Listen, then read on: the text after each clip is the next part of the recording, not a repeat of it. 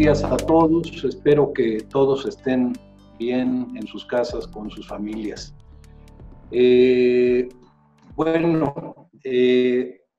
Para resumir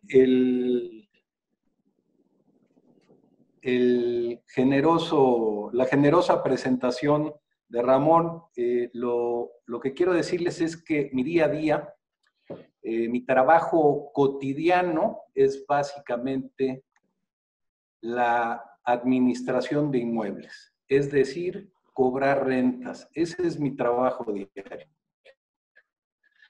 En esta oficina, ACA es una oficina que tiene más de 60 años de existencia, que fundó mi padre y que nosotros seguimos alrededor de 2.200 rentas mensuales, dentro de las cuales la mayor parte son rentas habitacionales, un 70% habitacional, y el resto son rentas comerciales, industriales, oficinas, etcétera. Entonces, pues en gran parte la experiencia que tenemos que ser académica es una experiencia en el campo de batalla, en el día a día.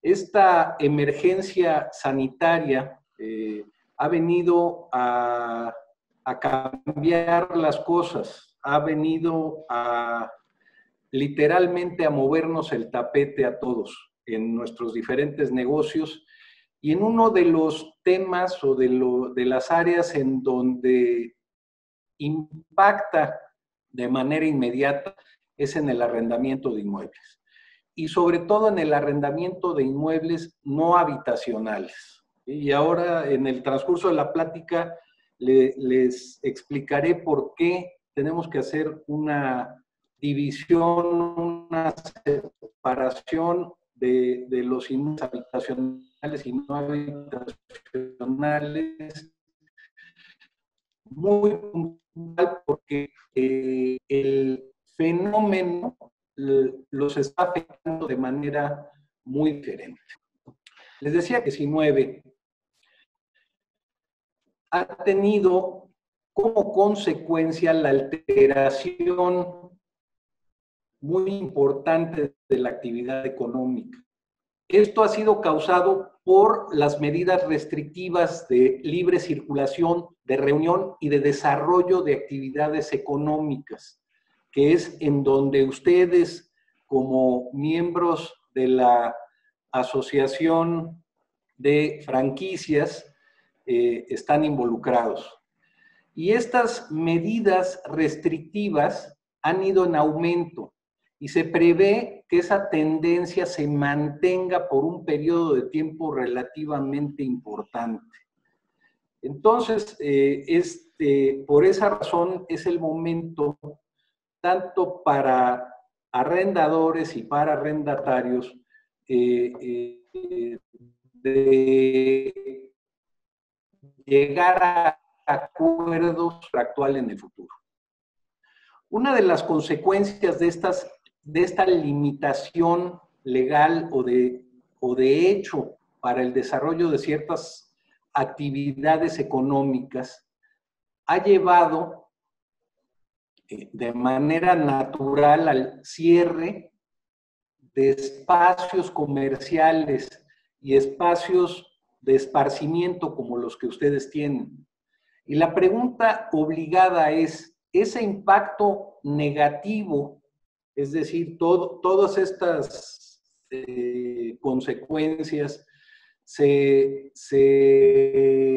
o todas estas acciones se reflejan necesariamente en las relaciones contractuales que las empresas tienen con terceros?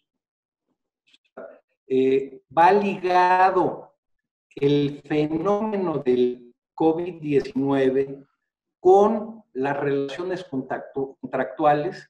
Bueno, pues hay muchas visiones. Sobre todo, antes de entrar al a la práctica, al día a día, a la realidad del México en el que vivimos, quiero hablarles un poquito de la parte académica.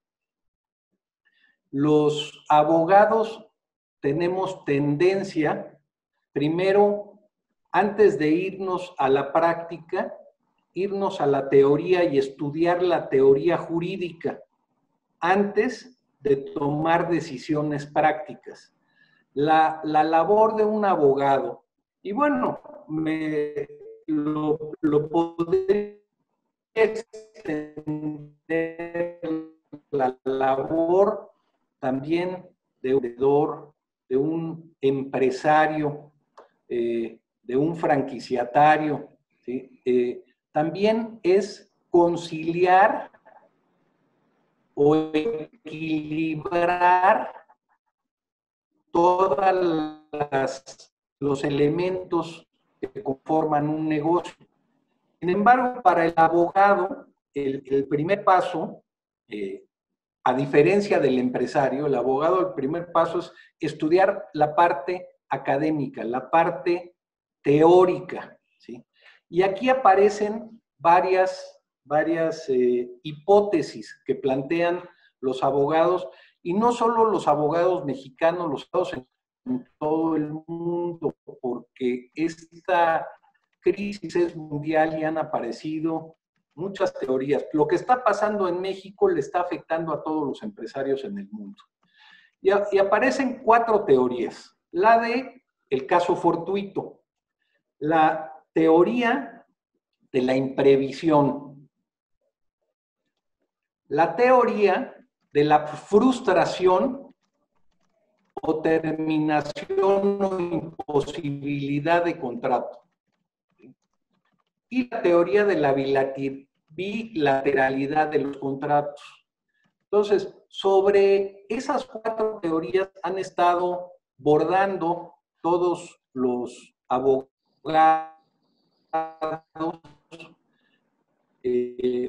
o los en el mundo para desentrañar o desenmarañar este conflicto o esta situación en la que nos el contrato del caso fortuito o causa de fuerza mayor, como le llaman comúnmente. En el caso que nos atañe, que es el de la pandemia, aquí no aplicaría. Legalmente no podríamos defendernos argumentando un caso fortuito o una causa de esa mayor. ¿Por qué? Porque la obligación plasmada en los contratos de arrendamiento es del pago de dinero. Y el pago de dinero no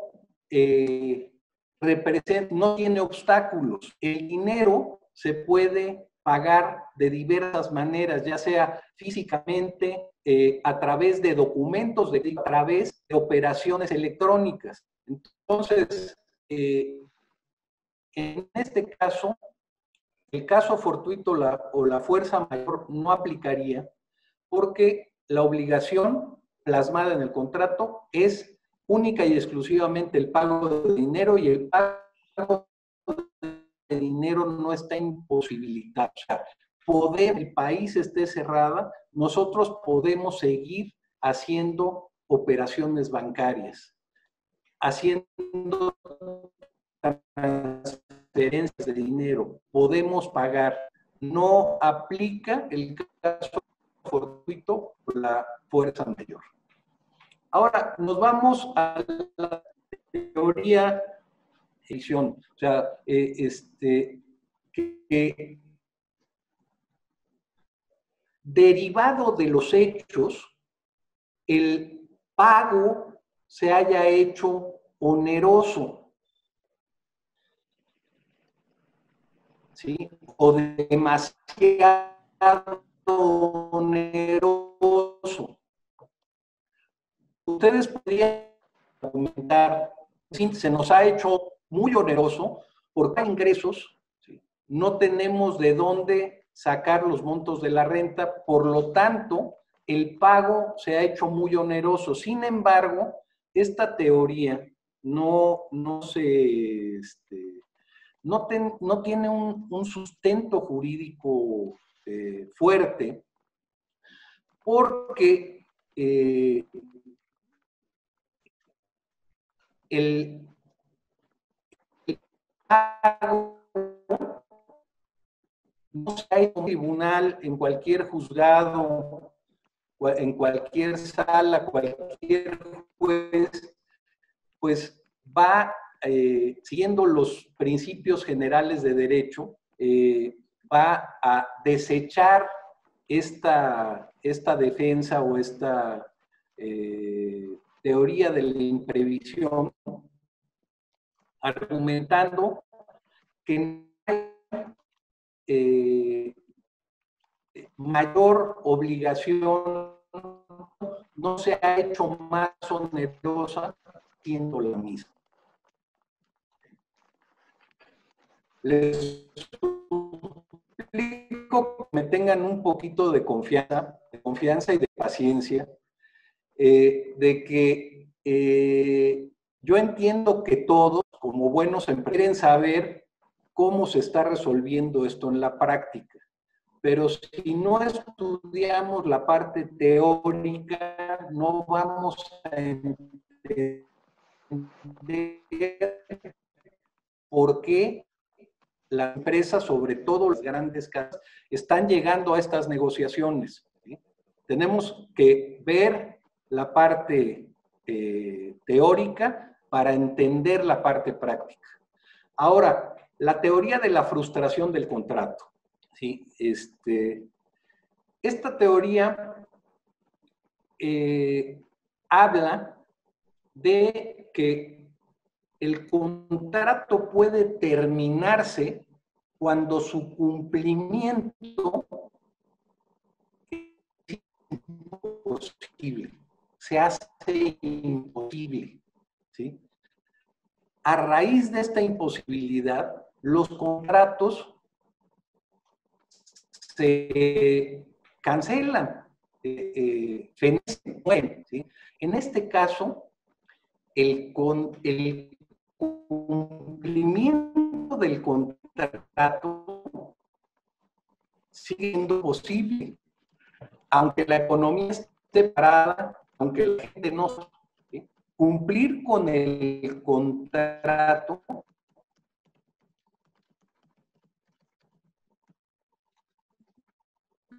de una manera, yo seguir cumpliendo con el contrato, aunque mi local esté cerrado. Y además, regresándome a la primera teoría del fortuito, tampoco tendré imposibilidad de pagar porque lo puedo hacer por medios electrónicos. Entonces, esta teoría de la frustración o la terminación forzosa del contrato por incumplimiento imposible no tiene sustento tampoco, ¿sí? El cumplimiento es posible, aún en medio de la peor crisis de la pandemia. Pero ¿qué pasa aquí? Que el propósito práctico ya desapareció o ya perdió su sentido. Vamos al local para vender café y el local está cerrado, práctico, ya desapareció o perdió sentido. Entonces, en algún momento argumentando por cumplimiento imposible, podría tener algún sustento en algún juzgado, en algún tribunal. Sin embargo, sería una argumentación muy endeble. Y llegamos a la cuarta teoría o la cuarta hipótesis que manejan los académicos, que es la bilateralidad de los contratos. Creo que aquí es donde está la verdadera solución de los conflictos que se van a desencadenar en estos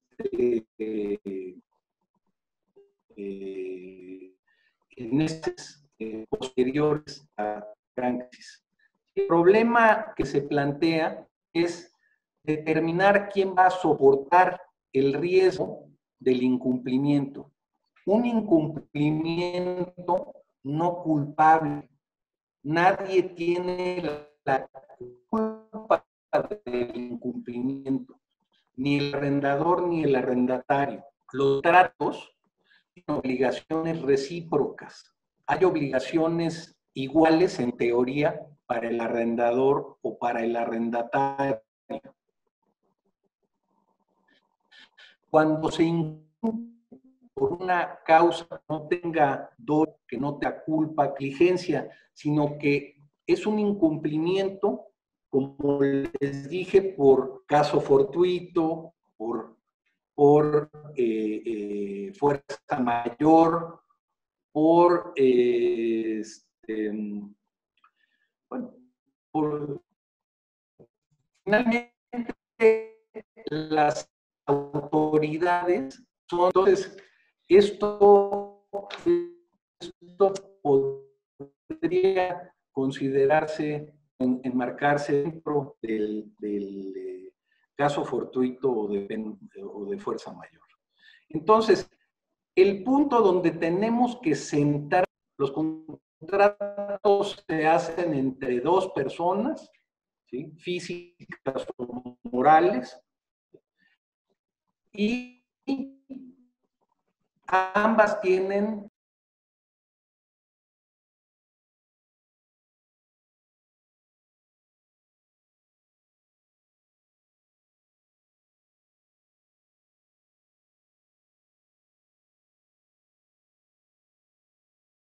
que estudiar cuidadosamente sus contratos vigentes de arrendamiento. Todos tienen contratos de arrendamiento y seguramente lo que hicieron cuando inició la crisis fue revisar, leer cuidadosamente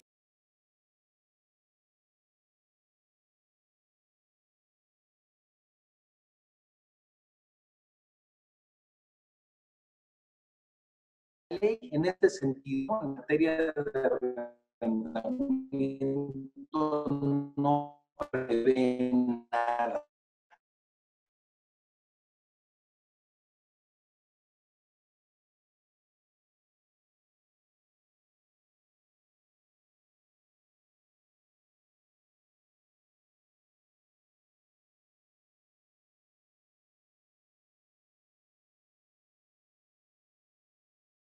En contra del pago de renta o legislar en contra del pago de renta es atentar en contra de la propiedad privada. Y yo sé que todos ustedes, además de ser empresarios, de tener muchos locales en arrendamiento, de rentar muchos locales para realizar sus actividades económicas, ustedes también son dueños. ¿Sí? Como empresarios también son dueños. ¿Sí? Y ustedes serán los primeros en defender la propiedad privada. ¿Sí? La propiedad privada, la defensa de la propiedad privada es uno de los pilares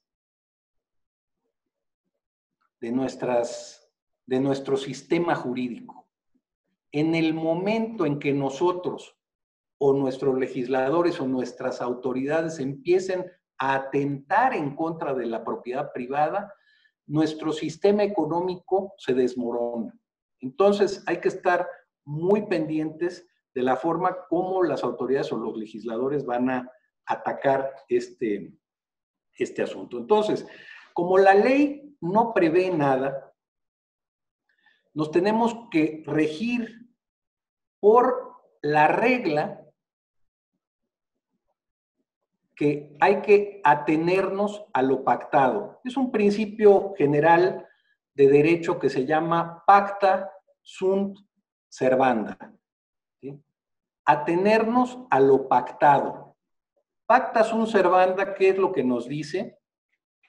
Que cuando la ley no prevé algo, los contratantes se tienen que ajustar a lo que pusieron en el contrato. Entonces, siguiendo este principio general de derecho, nos seguimos obligando, o el arrendatario se sigue obligando al pago de la renta. No hay una ley o no hay una teoría o una hipótesis jurídica o no hay tampoco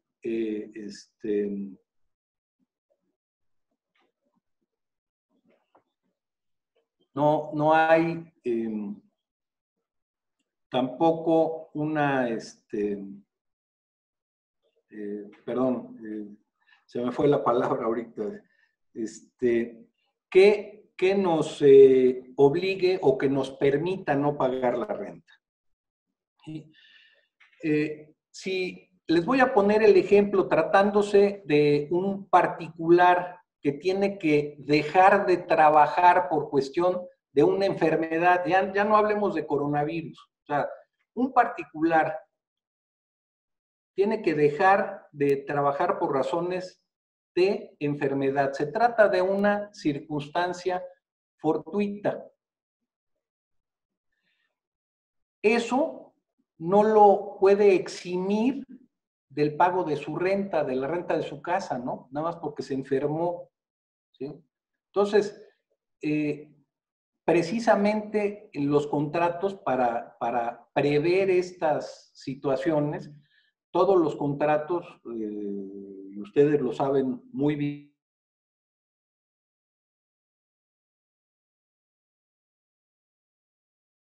o un aval o algún otro tipo de garantía real o personal. Con esto, ¿qué quiero decirles? Que ninguno de nosotros estamos a salvo de la mala suerte, ¿no? Si nos toca la mala suerte, eso no nos exonera de cumplir con nuestras obligaciones, salvo que la prestación sea imposible, que es la teoría de la terminación o la frustración del contrato, ¿sí? Pero esta crisis del coronavirus nos genera una situación nueva, ¿sí? Vamos a plantearlo de esta manera. El coronavirus, ¿sí?, es una mala suerte generalizada que afecta a muchísima gente. Entonces, aquí no hay teoría jurídica, no hay ley, no hay contrato que pueda,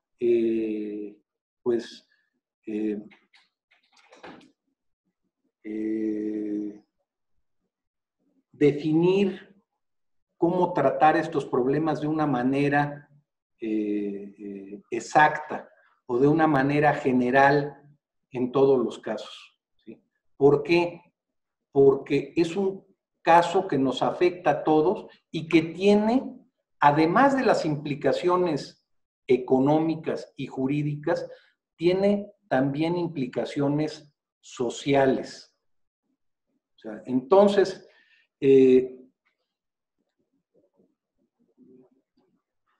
¿qué recomendación? O sea, ahorita ya podríamos entrar a la cuestión práctica.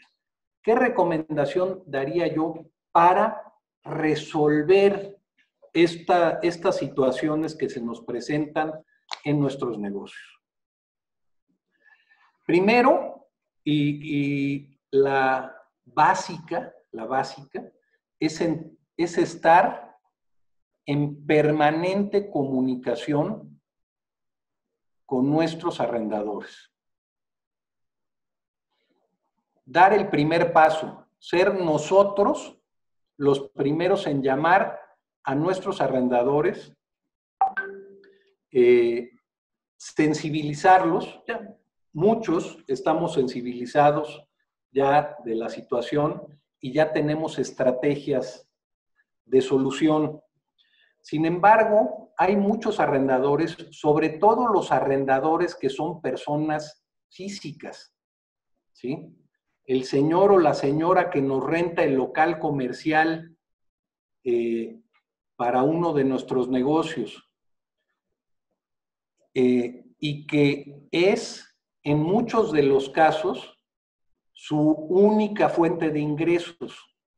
¿Sí? Entonces, hay que ponernos en contacto de manera inmediata con nuestro arrendador. Atendiendo, de acuerdo a todo lo que comentamos ahorita y atendiendo al sentido común, que el arrendador del local donde tenemos nuestro negocio no está obligado a rebajar la renta. Ya platicamos sobre el caso fortuito, y no se produce la imposibilidad porque estamos hablando de la entrega de dinero, la cual tampoco es imposible. Y en este caso, el riesgo completo, se los digo abiertamente, lo padece el arrendatario. Sin embargo, pues lo voy a decir de manera práctica y muy a la mexicana. No hay borracho que trague lumbre, ¿no? O sea,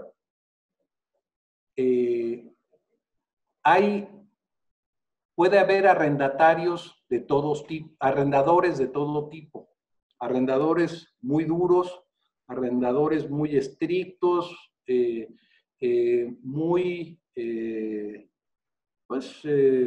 arrendadores que defienden a capa y espada el pago de sus rentas. Sin embargo, la situación es tal que todos los arrendadores, sea cual sea su perfil, tienen que entender que esta situación a la larga los va a afectar. Y tienen que entrar en negociaciones particulares con cada uno de los arrendatarios. A pesar de que la solución legal es la que ya les mencioné. Sin embargo, este asunto ya no es de leyes, este asunto es de negociación.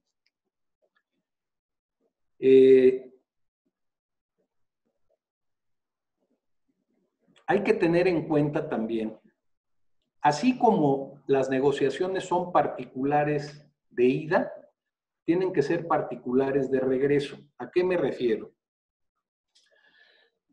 Como arrendador, yo tengo que analizar el perfil de mi inquilino. Si mi inquilino ha sido mi inquilino por muchos años, y estoy hablando de inquilinos nuestros que tienen más de 20 años con nosotros rentando locales comerciales. Y estoy hablando exclusivamente en este momento de locales comerciales. Bueno, locales no habitacionales, quiero decir comerciales, oficinas o industriales. Si el inquilino ha sido nuestro inquilino durante muchos años, si nuestro inquilino ha sido cumplido en el pago de su renta durante todos estos años, si el inquilino ha mejorado, ha hecho mejoras en mi local durante los años en los que yo le he rentado, ¿sí? Ese inquilino tiene una consideración mayor de mi parte. Ahora, vámonos del otro lado. Si mi casero ha sido mi casero desde hace muchos años, si ha existido una buena relación de negocios, si mi casero cada vez que hay algún desperfecto en la propiedad o ha habido que atender alguna reparación o algo, lo ha hecho diligentemente. Si mi casero es moderado en los aumentos anuales de las rentas, si mi casero se ha comportado de una manera correcta. Ahora, hay que analizar, mi casero es una persona física, mi casero, después de todo el tiempo que tenemos de conocernos, sabemos que nuestro casero vive de sus rentas. Y les quiero decir que vivir de las rentas no es un pecado, por más que la autoridad nos los quiera hacer ver así, o el sistema nos los quiera hacer ver así, ¿sí? Imponer legalmente una suspensión en el pago de las rentas puede ser injusto para el arrendador. No es una solución al problema, porque sencillamente estamos trasladando el problema de un lugar a otro. ¿Qué quiero decir? Aliviamos al inquilino, ¿sí?, o le quitamos esa carga al inquilino a costa de hundir al casero.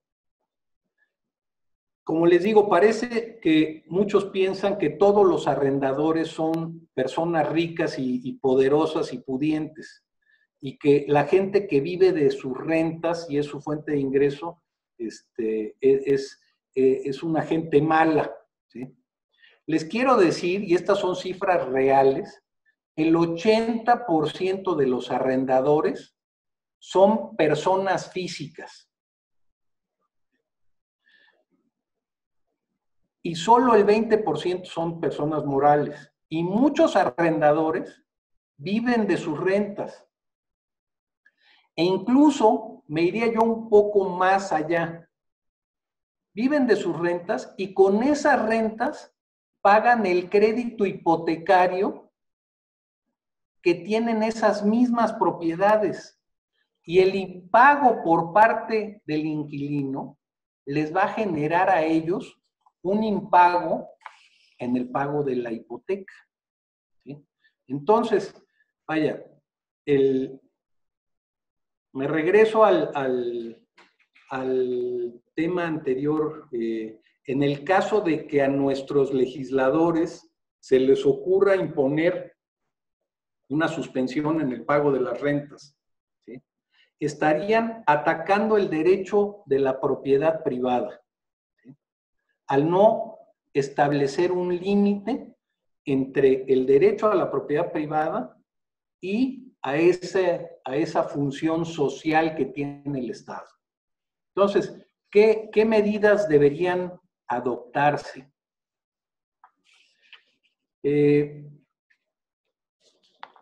Yo creo que la única medida admisible en este caso sería pedir, ¿sí?, no exigir, pedir una rebaja en la renta en el mismo porcentaje en el que nos está afectando la crisis. Eso sería lo ético, ¿sí? Si me bajan mis ventas en un 80%, pues le solicito a mi casero que me baje la renta, no, sí, un 20%, quiero decir, que solo estoy recibiendo el 80% de mis ingresos, pedirle al arrendatario que me rebaje un 20% el monto de mi renta, hasta un cierto límite que no exceda el 50%, porque entonces ahí ya estamos cayendo en un desequilibrio en las obligaciones. O sea, ¿a qué me refiero? No podría existir o no debería, según mi personal punto de vista, no debería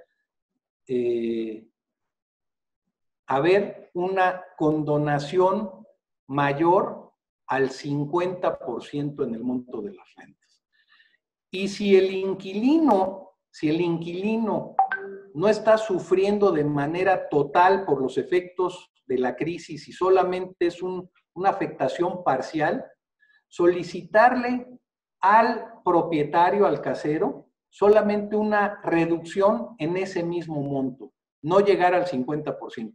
Eso sería lo ético y eso sería lo deseable para tener en el futuro una relación sana con nuestros caseros. Acuérdense que todo lo que hagamos en estos días o todas las negociaciones a las que lleguemos en estos días van a tener una repercusión en el futuro, ya pasada la pandemia, ya controlada la pandemia.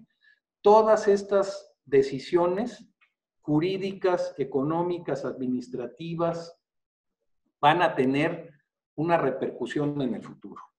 ¿Sí?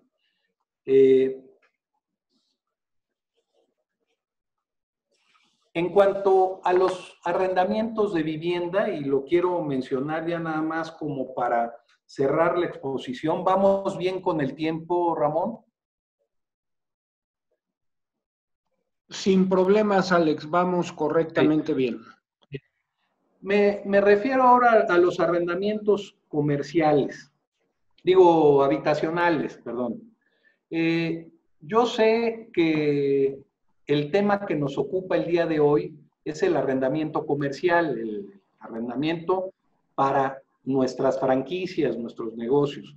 Sin embargo, pues todos somos ciudadanos, todos somos personas, todos tenemos familias y vivimos en casas y muchos pagamos rentas habitacionales. Entonces, no quiero dejar de mencionarlo para cerrar esta exposición.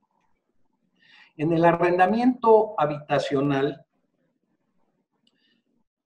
hay que tener en cuenta que el inquilino está disfrutando de la vivienda, aunque no tenga ingresos. A mi juicio, no debería aplicar ninguna rebaja en la renta en este caso, en las rentas habitacionales. ¿Sí? Podría plantearse alguna norma procesal, como lo están haciendo ya en algunos países de Europa. Me parece que lo está haciendo Alemania, no sé si Francia ya lo está haciendo, pero no están admitiendo las demandas por desahucio en los tribunales, por impago de las rentas, por un periodo de 6 meses. Es decir, yo no puedo demandar a mis inquilinos habitacionales que no me paguen la renta, no los puedo demandar hasta dentro de 6 meses, ¿sí? Para darles tiempo a que se repongan económicamente. Afortunadamente, quiero decir, para mí y para muchas personas que nos dedicamos o vivimos a través del arrendamiento, pues en México todavía no hemos llegado a una legislación de ese tipo, ¿sí?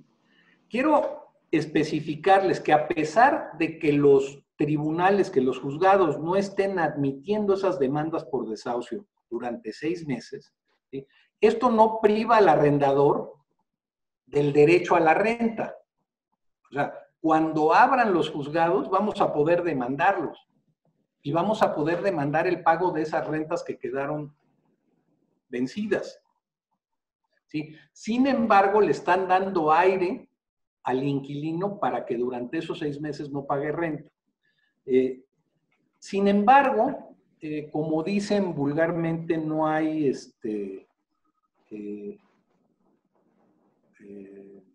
peor, ¿cómo es? No hay,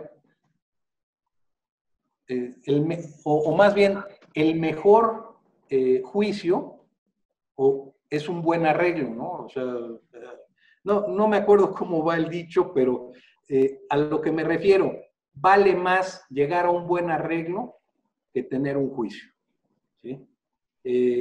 Un buen arreglo siempre evita gastos, evita conflictos, evita desgaste y le da seguridad a las relaciones. Y me voy un poquito atrás en el comentario que hice, que lo que suceda,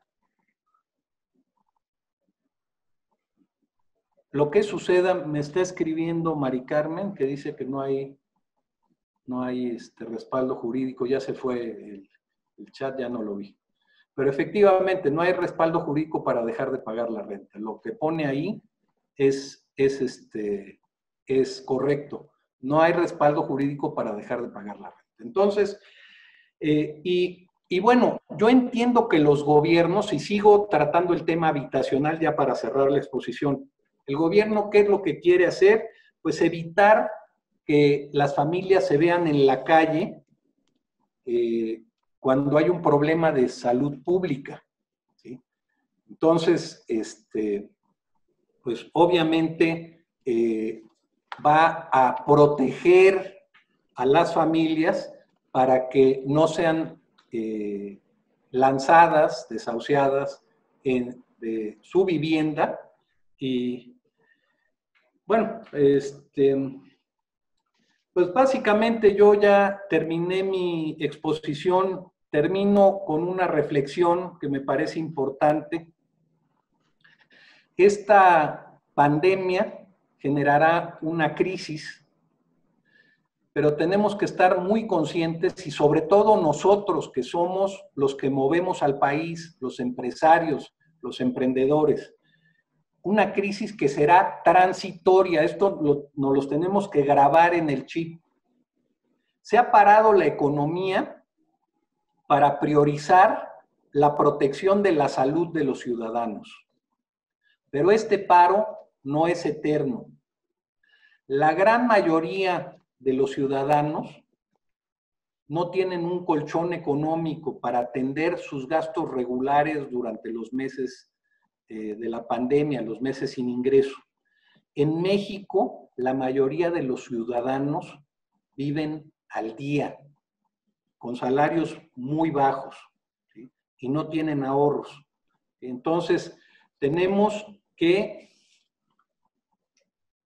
concientizarnos nosotros como empresarios de esta situación y ser los motores de la reactivación económica, y no lamentarnos, sino prepararnos para cuando termine esta crisis y volver a generar riqueza para nuestras familias y para México.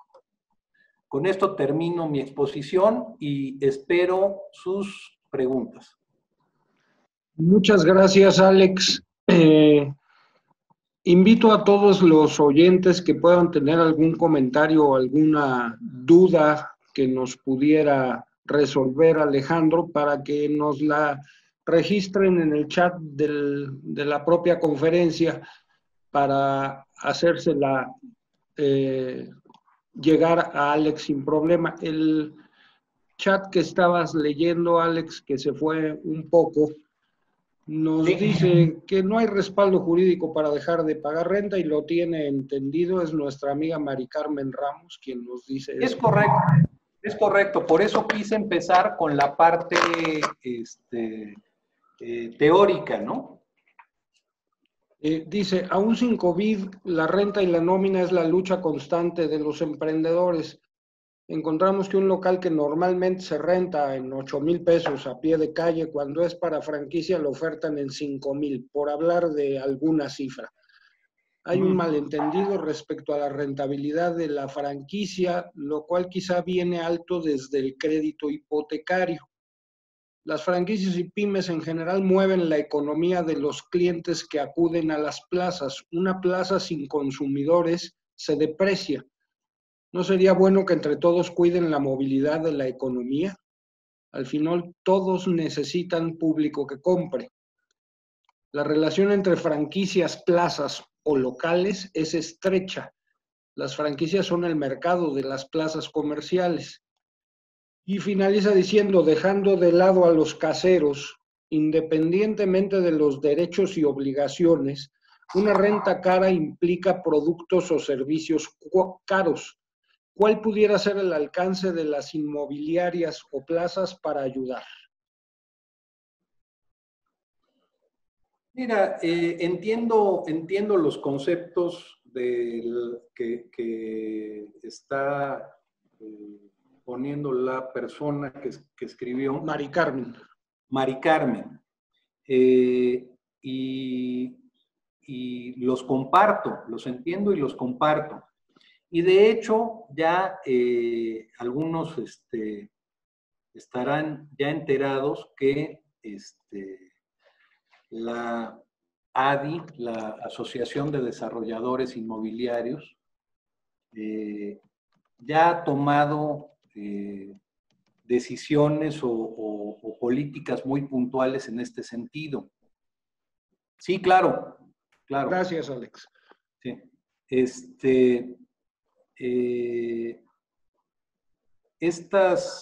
Estas políticas pues van dirigidas a conservar la rentabilidad de las plazas.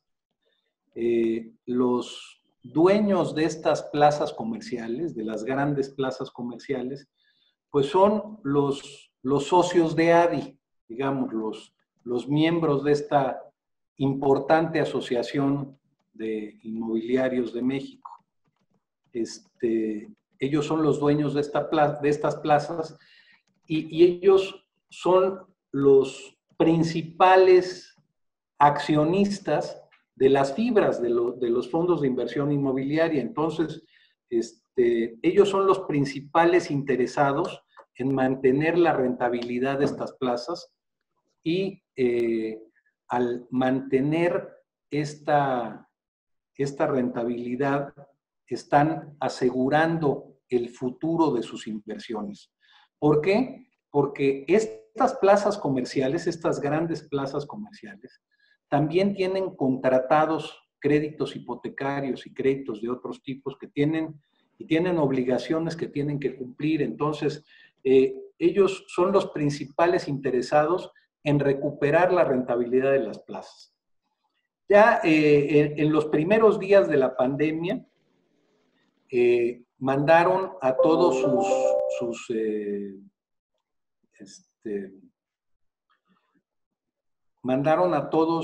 sus inquilinos un comunicado en donde diferían el pago de las rentas durante 3 o 4 meses y posteriormente lo iban a prorratear en los meses siguientes. Hubo quienes de entrada en algunas otras plazas propusieron a sus inquilinos el pago del 50% del arrendamiento durante los meses que durara la crisis, sin poner un tiempo límite.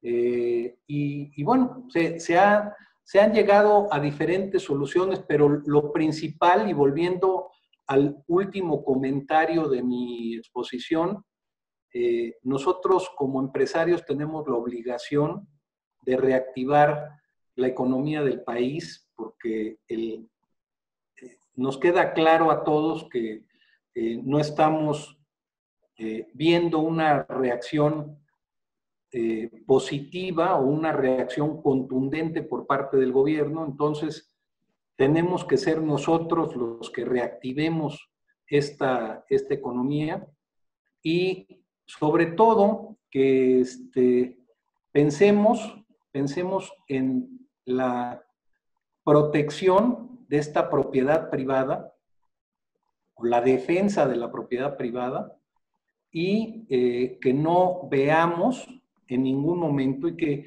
este concepto lo difundamos de alguna manera en nuestros chats o en nuestras pláticas con otros empresarios, con amigos, y que no veamos a los caseros, a los arrendadores, como el enemigo a perseguir o como el que debe de poner todo el esfuerzo para paliar la crisis, ¿no? Muy bien. Edgar Romero nos dice, el prorrateo de los pagos en crédito hipotecario funciona que durante 4 meses no se cobraría la mensualidad y los intereses ordinarios serían cobrados 1 año después, prorrateado durante 36 meses, esos 4 meses. Así es. Habiendo este tipo de facilidades por parte de los bancos, pues es más fácil para los arrendadores ofrecer mayores ventajas a sus inquilinos, ¿no? ¿Por qué? Porque no van a tener que pagar esas mensualidades de crédito hipotecario. Muy bien. Por el momento no nos han llegado ninguna pregunta o comentario más. Me permití solicitar la autorización de Alex para publicar su dirección de correo para que cualquier duda o comentario que quisieran hacerle directamente la tuvieran. Su dirección es alexcurip@hotmail.com. Quiero dejar el micrófono. ¿Perdón? O lo pueden mandar a Alejandro. A ver, la vamos a publicar. Alejandro. @curi. .mx.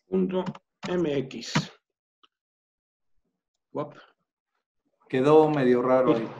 Alejandro @curi.mx. Extraño mis clases de taquigrafía de la secundaria, que debes recordar muy bien. Así es. Exacto. Ahora sí quedó bien. Pues muchas gracias a todos. Les agradezco muchísimo la oportunidad que me dan de dirigirme a ustedes, de compartir mis experiencias. Quedo a sus órdenes. Si alguien me quiere hacer alguna consulta por correo, estoy a sus órdenes.